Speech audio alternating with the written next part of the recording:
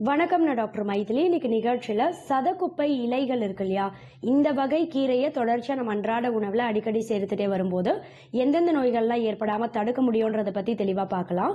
இந்த சதக்குப்பை கீரையை நிறைய பேர் சோம்பு கீரை அப்படின்னு சொல்லுவாங்க. ஆங்கிலத்துல DILL அப்படின்னு சொல்லக்கூடிய தில் லீஃப் அப்படின்னு சொல்லுவாங்க.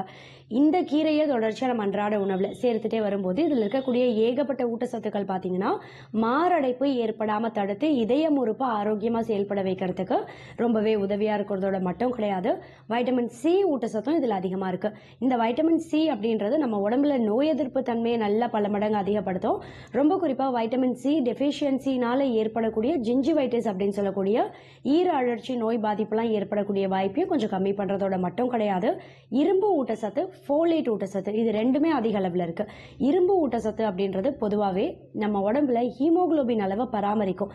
ரத்த சிவப்பணுக்களோட எண்ணிக்கையை சீரா வைக்கிறதுக்கும் ரொம்பவே உதவியா இருக்கும். ரொம்ப குறிப்பா அயர்ன் டிஃபிஷியன்சி அனிமியா ஏற்படக்கூடிய வாய்ப்பை தடுத்து ஹீமோகுளோபினை பராமரிக்கிறதுக்கு இந்த வகை கீரையை கண்டிப்பா நம்ம அன்றாட உணவுல அடிக்கடி சேர்க்க வேண்டியது முக்கியமான ஒரு விஷயம். ரொம்ப குறிப்பா பாத்தீங்கன்னா தூக்கமின்மை பாதிப்பு இருக்கு, படுத்த உடனே தூக்கம் வரல, இல்ல தூக்கத்துல நடுநடுல விழிப்பு வந்துடுது, ஆழ்ந்த தூக்கம் இல்லை அப்படின்றவங்களுக்கு இதுல இருக்கக்கூடிய ஃபிளேவனாய்டு, வைட்டமின் பி காம்ப்ளெக்ஸ் மாதிரியான முக்கியமான ஊட்டச்சத்துக்கள் எல்லாமே நல்ல ஒரு ஆழ்ந்த தூக்கத்தை கொடுக்கும். நல்ல ஒரு நிம்மதியான தூக்கத்தை தரதோட மட்டும் கிடையாது, ரொம்ப குறிப்பா மன அழுத்தம் இருக்கு, ஸ்ட்ரெஸ் இருக்கு, இல்ல டிப்ரெஷன் இருக்கு அப்படின்னா அதுல இருந்து இயற்கையாவே வெளிவரத்துக்கும் ரொம்பவே உதவியா இருக்கும். நம்ம மைண்ட் எப்பவுமே கொஞ்சம் காமா ரிலாக்ஸா வைக்கிறதுக்கும் ரொம்ப உதவியா இருக்கும். இதோட மட்டும் இல்ல, இதுல பாத்தீங்கன்னா கால்சியம் ஊட்டச்சத்து கூடவே நம்ம எலும்புகளை நல்லா ஸ்ட்ராங்கா வலுவடைய செய்யறதுக்கு கால்சியம் ஊட்டச்சத்து மட்டும் இல்லாம வைட்டமின் கே ஊட்டச்சத்து, இது கூடவே தயாமின், ரிபோஃப்ளேவின் மாதிரியான முக்கியமான ஊட்டச்சத்து எல்லாமே ஒன்று சேர்ந்து இருக்கிறதால ஆஸ்டியோ ஆர்த்ரைட்டிஸ் அப்படி இல்லைன்னா ஆஸ்டியோபோரோசிஸ் மாதிரியான எலும்பு வியாதி ஏற்படக்கூடிய வாய்ப்பையும் கம்மி பண்ணும்.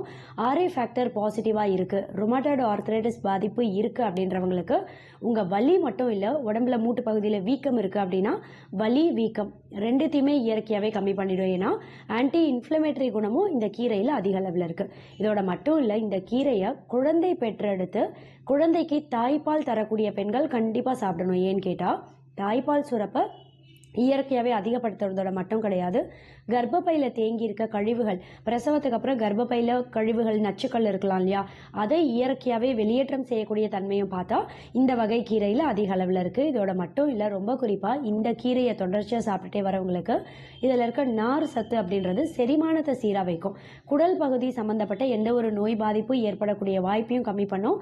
குடல் பகுதியோட இயக்கத்தையும் சீரா வைக்கும். மலசிக்கல் பாதிப்பு இருக்கு அப்படின்னா கான்ஸ்டிபேஷன், அந்த மலசிக்கலோட தீவிரத்தை கம்மி பண்ணி படிப்படியா அதுல இருந்து வெளிவரத்துக்கு ரொம்பவே உதவியா இருக்கும். நல்ல ஒரு மலமிளக்கியா செயல்படுறதோட மட்டும் கிடையாது, கேஸ்ட்ரைட்டிஸ் இருக்கு, அல்சர் பாதிப்பு இருக்கு, வயிறு பகுதியில எரிச்சல் இருக்கு அப்படின்னா அந்த பர்னிங் சென்சேஷன், வயிறு பகுதி எரிச்சல், நெஞ்சு எரிச்சல் எல்லாத்தையும் இயற்கையாவே சரி பண்றதுக்கும் இது ரொம்பவே உதவியா இருக்கிறதோட மட்டும் இல்ல, ரொம்ப குறிப்பா இதுல 2 முக்கியமான ஆன்டி ஆக்சிடென்ட் சத்துக்கள், வேதிப்பொருட்கள் அதிக அளவில் இருக்கு. அது என்னன்னு பாத்தீங்கன்னா லிமோனீன் அப்படின்னு சொல்லுவோம், ரெண்டாவது மோனோடர்பின். இது ரெண்டுமே நம்ம உடம்புல புற்றுநோய் செல்லோட வளர்ச்சியை தூண்டக்கூடிய ஒவ்வொரு ஃப்ரீ ரேடிக்கலையும் எதிர்த்து போராடும். இதனாலேயே பாத்தீங்கன்னா எந்த வகை புற்றுநோய் செல்லோட வளர்ச்சியும் உண்டாகக்கூடிய வாய்ப்பை கம்மி பண்ணி கேன்சர் செல் growth தடுக்கக்கூடிய தன்மை பார்த்தா இந்த தில் லீஃப்ல அதிக அளவில் இருக்கு. இதனால சோம்பு கீரை அப்படின்னு சொல்லக்கூடிய சதக்குப்பை இலை, இந்த கீரையை தொடர்ச்சியா அட்லீஸ்ட் ஒரு 10-15 நாட்களுக்கு ஒரு தடவையாவது நம்ம அன்றாட உணவுல சேர்க்கிறது ரொம்பவே ஆரோக்கியத்துக்கு நல்லது. இதை எப்படி சமைத்து சாப்பிடலான்னு கேட்டீங்கன்னா, இப்போ கற்பூரவள்ளி இலை ரசம், வெற்றிலை ரசம்லாம் சமைத்து சாப்பிடுவோம் இல்லையா, அதே மாதிரி இந்த தில் லீஃபை வைத்து ரசம் மாதிரி சமைத்து சாப்பிடலாம். அப்படி இல்லைன்னா இப்போ வெஜிடபிள் பிரியாணியோ இல்லை வெஜிடபிள் புலாவ், இல்லை நான்வெஜ் நீங்கள் ஏதோ சமைக்கிறீங்க, பிரியாணி புலாவ் இப்படி சாப்பிட்றீங்க அப்படின்னும் போது அதில் கொத்தமல்லி இலை, புதினா இலை எல்லாம் சேர்ப்போம் இல்லையா, அதே மாதிரி இந்த இலைகளையும் நல்லா கிளீனாக தண்ணியில் அலசி கழுவி சுத்தம் செய்துட்டு இதை அதில் சேர்த்து நீங்கள் சமைத்து சாப்பிடலாம் பிரியாணி புலாவில். அப்படியும் இல்லை அப்படின்னும் போது இந்த இலைகளை சூப் மாதிரி சமைத்து சாப்பிடலாம். சின்ன வெங்காயம், பூண்டு, சீரகம், சோம்பு கூடவே கொஞ்சமா மஞ்சள், மிளகுத்தூள்லாம் சேர்த்து சாதாரணமா சூப் எப்படி சமைப்பீங்க, வெஜிடபிள் சூப் இல்லை நான்வெஜ் சூப், அதே மாதிரி